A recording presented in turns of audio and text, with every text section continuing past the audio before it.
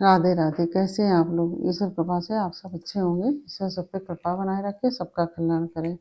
आज हम बताने जा रहे हैं पंचविकी की कहानी।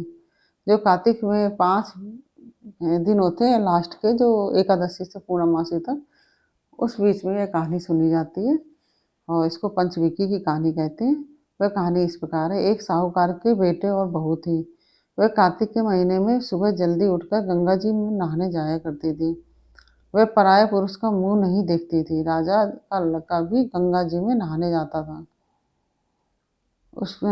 राजा का लड़का कहता कि मैं सुबह नहाता हूँ, मेरे से पहले कोई नहीं नहाता। जब 5 दिन कार्तिक के रह गए तो उस दिन साहूकार के बेटे की बहू नहाकर जा रही थी और राजा का बेटा आ रहा था। शोर सुनकर जल्दी से जाने लगी, जिससे उसकी मोती की माला वहीं पर भूल गई। और तब राजा के बेटे ने वह मोती की माला देखी तो देख कर कहा कि यह माला किसकी है, जो इतनी सुंदर है, तो पहनने वाली कितनी सुंदर होगी। बाद में सारी नगरी में ढिंढोरा पिटवा दिया गया कि जिसकी वह माला है वह मेरे पास आएगी और मैं उसकी यह माला दूंगा। तब खुद वहां तोते का पिंजरा टांग कर बैठ गया। तब खुद वहां पर तोते का पिंजरा टांग कर वहां बैठ गया।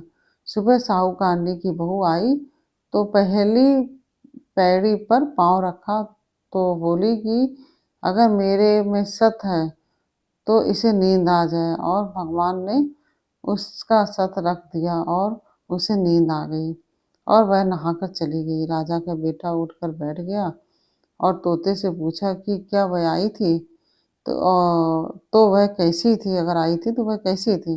तब तोता बोला कि अप्सरा जैसी, बिजली जैसी, झलका मणि गुलाब जैसा रंग।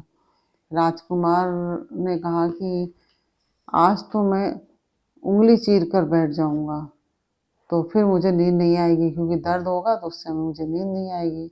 दूसरे दिन वह उंगली चीर कर बैठ गया राजकुमार। जब वह आई तो भगवान से प्रार्थना करने लगी, तो इतना कहते ही राजकुमार को नींद आ गई और वह नहाकर चली गई। तब उसने उठकर तोते से पूछा तो उसकी कही सारी बातें बता दी। तब राजकुमार बोला, मैं आंखों में मिर्च डालकर बैठूंगा, और रात को मिर्च डालकर बैठ गया। वह आई, प्रार्थना की और नहाकर चली गई। तब राजकुमार ने पूछा कि आई थी, तो उसने कहा आई थी। फिर उसने कहा आज मैं बिना बिस्तर के बैठूंगा, और वह रात को बिना बिस्तर के बैठ गया। जब वह नहाने आई तो राजकुमार को फिर नींद आ गई और वह नहाकर चली गई। राजकुमार ने उठकर देखा कि वह नहाकर चली गई है, तो वह बोला कि आज मैं आँख की अंगीठी पर बैठूंगा, जिससे कि नींद नहीं आएगी, और वह आँख की अंगीठी पर बैठ गया। साहूकार की बहू आई तो उसने भगवान से प्रार्थना की कि 7 रात तो निकाल दी, आज की रात और निकाल दो। भगवान ने उसका सत रख दिया और उसे नींद आ गई। जब वह नहाकर जाने लगी तब वह तोते से बोली कि पापी हत्यारे से कह दियो कि तेरी 5 रात पूरी हो गई है, इसलिए मेरी मोतियों की माला मेरे घर भेज देना। जब वह उठा तो उसने तोते से पूछा कि आई थी, तो तोते ने कहा कि हाँ वह आई थी और उसने अपनी माला मंगवाई है। तब राजकुमार ने सोचा कि वह तो सच्ची थी, उसका तो भगवान ने भी सत रख लिया है। थोड़े दिन बाद राजकुमार के शरीर में कोढ़ निकल आया और वह तड़पने लगा। तो राजा ने ब्राह्मणों को बुलाकर पूछा कि मेरे बेटे के शरीर में मेरा बेटे का शरीर क्यों जल रहा है। तब ब्राह्मण ने कहा कि उस साहूकार की बहू को धर्म बहन बना ले, जो साहूकार की बहू है उसको धर्म बहन बना ले और उसके नहाए हुए जल से नहाए, तो उसका कोढ़ ठीक हो जाएगा।